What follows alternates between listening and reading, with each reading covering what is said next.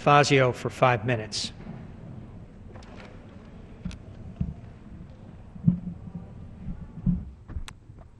The United States' objective in Afghanistan was to root out, destroy al-Qaeda, Osama bin Laden, and their Taliban hosts. That job is done. Afghanistan has been superseded now as a haven for terrorists by tribal areas in Pakistan, Yemen, and Sudan. The inter- and intra-tribal disputes in Afghanistan are rooted in ancient history. And 12 to 36 more months of a large U.S. troop footprint is not going to resolve centuries-old conflicts among the Afghan tribes. There never has been, there never will be a strong central government in Afghanistan. So I disagree with the President's plan for a snail's pace partial drawdown of U.S. troops over the next few years.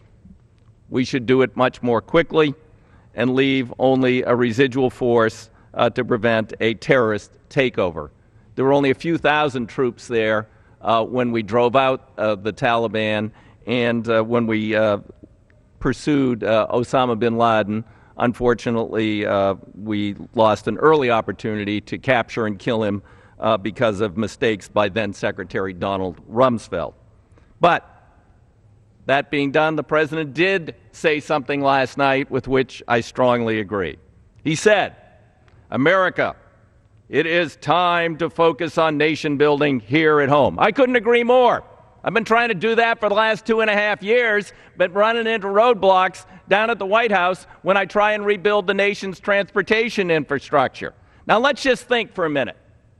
We're borrowing and spending $120 billion a year in Afghanistan, both to support our troops and to engage in nation building, building them schools, building them highways, building them bridges, while our own schools, our own highways, our own bridges are crumbling and collapsing. $120 billion borrowed and spent in Afghanistan. What could we do with that here at home?